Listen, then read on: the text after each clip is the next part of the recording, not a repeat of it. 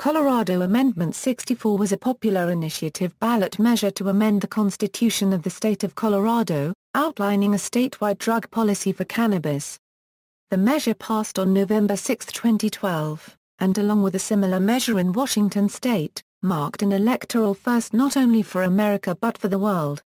Enacted as Article 18, Section 16 of the state constitution, the law addresses personal use and regulation of marijuana for adults 21 and over, as well as commercial cultivation, manufacture, and sale, effectively regulating cannabis in a manner similar to alcohol, namely for recreational use. The commercial sale of cannabis to the general public began on January 1, 2014, at establishments licensed under the regulatory framework. Ballot Summary, Proposed Initiative 2011/12 No. 30 was submitted on January 4 and found sufficient by the Secretary of State on February 27 to appear on the general ballot for the November election. Personal use adults 21 or older can grow up to 3 immature and 3 mature cannabis plants privately in a locked space, legally possess all cannabis from the plants they grow, legally possess up to 1 ounce of cannabis while traveling, and give as a gift up to 1 ounce to other citizens 21 years of age or older. Consumption is permitted in a manner similar to alcohol, with equivalent offenses prescribed for driving under the influence. The new legislation does not apply to medical cannabis. Commercial regulation The legislation defines industrial hemp as any part of the cannabis plant, growing or not, with a delta-9 tetrahydrocannabinol concentration that does not exceed 0.3% on a dry weight basis. The amendment declares that industrial hemp should be regulated separately from cannabis with higher THC concentrations, and requires the Colorado General Assembly to enact legislation governing the cultivation, processing, and sale of industrial hemp by no later than July 1, 2014. The amendment provides for licensing of cultivation facilities, product manufacturing facilities, testing facilities, and retail stores. Local governments can now regulate or prohibit such facilities. This amendment requires the General Assembly to enact an excise tax to be levied upon wholesale sales of cannabis, requiring that the first $40 million in revenue raised annually by such tax be credited to the Public School Capital Construction Assistance Fund. Support and opposition. The largest survey for the amendment, conducted October 23, 2012 by Public Policy Polling, indicated that 53% of voters intended to support it, with 46% opposed. On December 9, 2013, more than a year after the passing of Amendment 64, a public policy polling poll showed that the majority of Coloradans still support legal cannabis. With 53% support versus 38% opposition, the survey of 928 Colorado voters showed little change in support for legal cannabis a year on from the amendment vote. Since the amendment passed, there has been concern over its conflict with federal substance prohibition laws. The outcome is nevertheless expected to have broad impacts south of the border, including in Mexico, where less than a week after the U.S. vote, Mexican senators submitted a proposal to legalize cannabis in their country.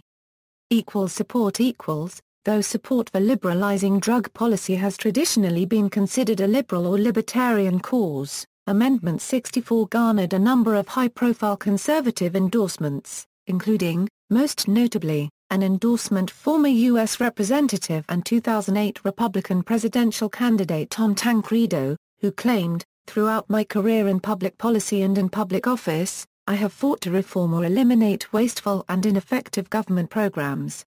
There is no government program or policy I can think of that has failed in such a unique way as cannabis prohibition." Similarly, Temple Emmanuel's Rabbi, Stephen Foster, endorsed Amendment 64 because, as clergy, we have the responsibility to talk about what policies serve our community best. You do not have to use marijuana euro, or even approve of marijuana euro to see that our current laws are not working. Many supporters of Amendment 64 did so because they want to improve the efficiency and effectiveness of the state's law enforcement resources. Proponents believe that permitting recreational use will allow officers to focus on prevention of violent crime and that it will remove some of the burden on the state's prosecutors and courts. Other justifications for support include increasing the state's revenue. subjecting otherwise illicit substances to health and safety regulations for the protections of users, enhancing individual freedom, eliminating a black market, and providing empirical evidence for studying the effects of legalization to identify whether the harms associated with drugs are actually caused by the policy of prohibition.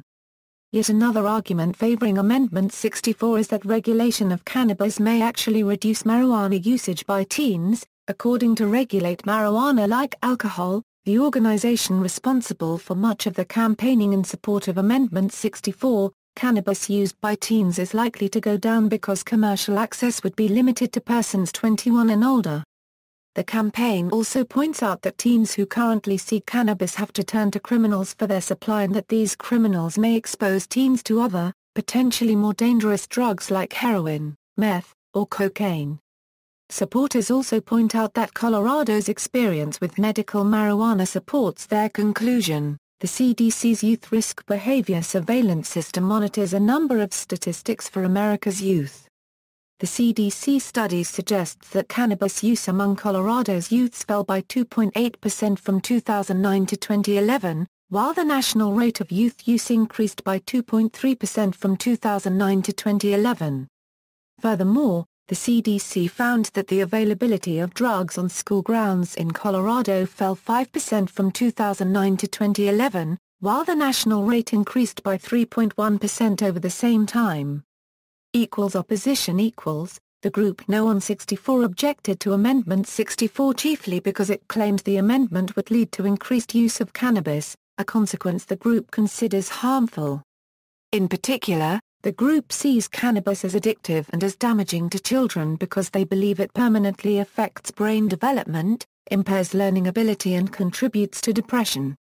On October 14, the Denver Post's editorial board announced its opposition to Amendment 64. The board began by saying, "We believe possession and use of marijuana should be legal," but ultimately encouraged readers to vote against the amendments because drug policy simply has no business being in the state constitution. Implementation: the policies took effect when the governor ratified the ballots, which was to happen within 30 days of the election. Governor John Hickenlooper officially added the law to his state's constitution on Monday, December 10, 2012, making the private consumption of cannabis legal in Colorado. The first stores officially opened on January 1, 2014. Shortly after its passing, Colorado Governor John Hickenlooper stated this will be a complicated process, but we intend to follow through. That said, federal law still says cannabis is an illegal drug, so don't break out the Cheetos or Goldfish too quickly.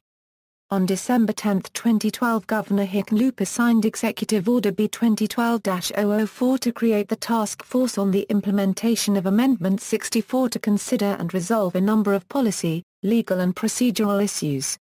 On March 13, 2013, the task force issued 58 recommendations on how recreational pot should be grown, sold and taxed in the state. On May 28, 2013, Governor Hickenlooper signed several bills into law implementing the task force's recommendations.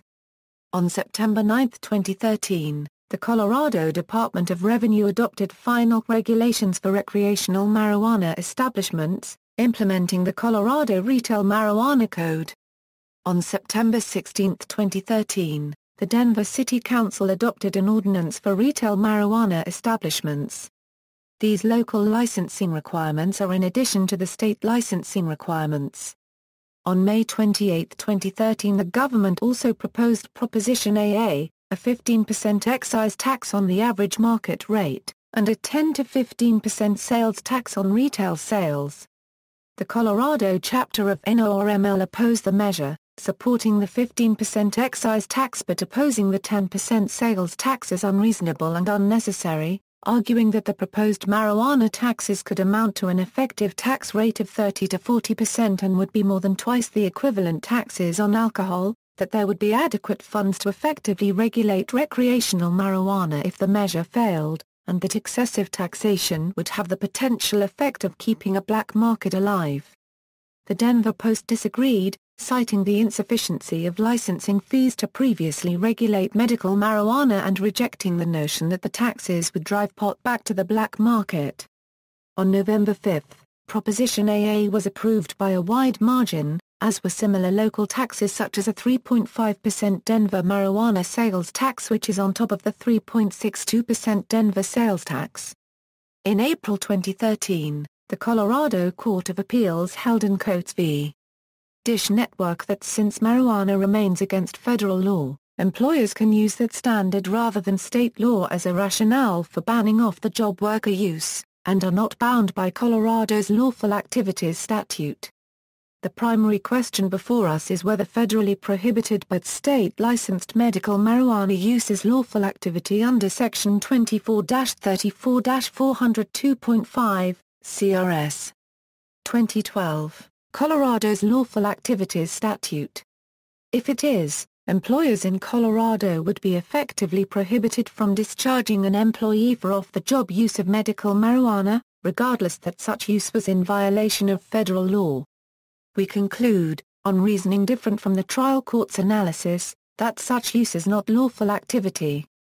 This ruling by the Colorado Court of Appeals was upheld by the Colorado Supreme Court on June 15, 2015. In February 2015, the state of Colorado reported that tax collection figures for 2014, the first year of legal commercial sales, reached a total of $44 million from recreational marijuana, with a further $32 million collected from fees on the industry and pre-existing taxes on medical marijuana. These sales and excise tax figures do not include the corporate and personal income taxes generated by businesses and employees working in the state's marijuana industry. See also: decriminalization of non-medical cannabis in the United States, legal history of cannabis in the United States, legal issues of cannabis, list of Colorado ballot measures, drug policy of Colorado, cannabis law reform, civil liberties, prohibition of drugs, Washington Initiative 502. References.